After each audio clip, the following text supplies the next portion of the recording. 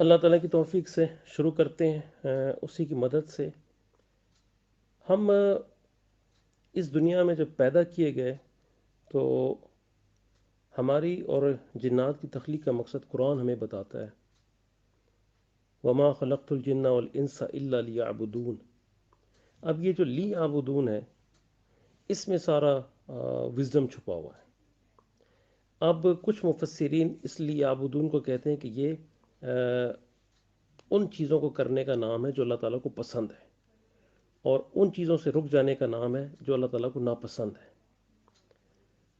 اور کچھ مفسرین کہتے ہیں کہ شرک کو چھوڑ دینا یا شرک سے بچنا یہ لیعبدون ہے، اور کچھ کہتے ہیں کہ یہی جو نماز روزہ حج زکوٰۃ اس کو عبادت کہتے ہیں۔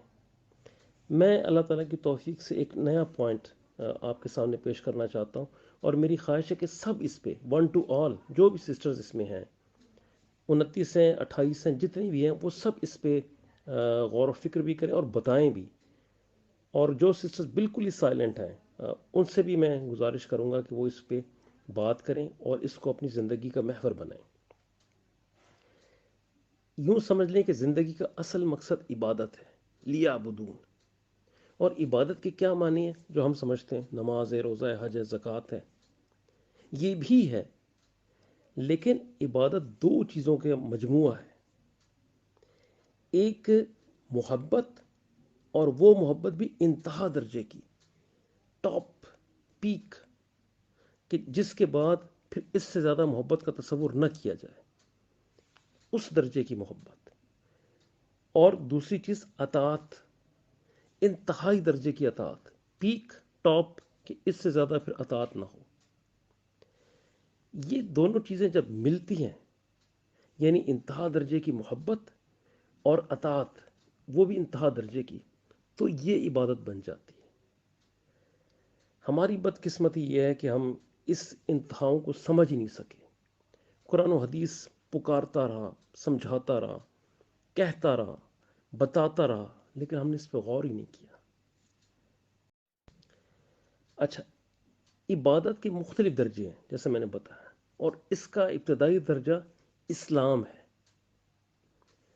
حضرت ابراہیم علیہ السلام کو جب اللہ تعالیٰ نے فرمایا اذ قال له ربه اسلم، اپنے آپ کو میرے سپرد کر دو، یا جب ان کے پروردگار نے ان سے کہا سر تسلیم خم کر دو، اپنے آپ کو میرے سپرد کر دو، یعنی مسلمان ہو جاؤ، تو پھر انہوں نے کیا کہا؟ تو انہوں نے کہا اسلمت لرب العالمین، میں اپنے رب کے آگے جھک گیا، سر جھکا دیا میں نے، اور میں نے سپرد کر دیا اپنے آپ کو رب العالمین کے سامنے، اس کو دے دیا اپنے آپ کو۔ اچھا، جب یہ سارا پروسیس ہو گیا تو اس کے بعد حضرت ابراہیم علیہ السلام کا امتحان شروع ہو گیا۔ حکم ہوا آگ میں کود جاؤ، آپ کود گئے۔ حکم ہوا ملک چھوڑ دو، ملک چھوڑ دیا۔ بڑھاپے میں جا کے بچہ ہوا، اور تو فرمایا اپنی بیوی اور اس شیرخوار بچے کو بے آب ہو گیا، وادی میں تن تنہا چھوڑ دو، آپ نے چھوڑ دیا۔ جب یہی بچہ چلنے پھرنے کے قابل ہوا تو فرمایا اپنے بڑھاپے کے اس سہارے، یعنی اپنے بیٹے کو ذبح کر دو، اور وہ جو خواب میں آتا رہا، آپ نے اپنے بیٹے کی گردن پر چھری بھی چلا دی۔ یہ ہے انتہا درجے کی محبت اور انتہا درجے کی اطاعت۔ اچھا، جب یہ سارے امتحانات ہو گئے، جب یہ سارے امتحانات لے لیے، پھر انعام کیا دیا؟ فرمایا انی جاعلک للناس اماما، ہم نے تمہیں پوری دنیا کے لیے پیشوا بنا دیا، امام بنا دیا۔ اور پھر حضرت ابراہیم علیہ السلام نے پوچھا من ذریتی، اور میری اولاد کے لیے بھی کیا یہی حکم ہے؟ تو فرمایا تمہاری اولاد میں جو ظالم ہوں گے ان سے میرا کوئی وعدہ نہیں ہے، لا ینال عہد الظالمین، اور جو تمہاری اولاد میں ظالم نہیں ہوں گے وہ سب امام بنتے چلے جائیں گے۔ تو معلوم ہوا کہ عبادت کا پہلا درجہ اسلام ہے، یعنی اپنے آپ کو اللہ کے سپرد کر دینا۔ اس کے بعد عبادت کے دو درجے پھر آتے ہیں۔ اب یہ جو سپرد کرنا ہے یہ ہم یہی نہیں کر پا رہے ہیں، مصیبت ہماری یہی ہے۔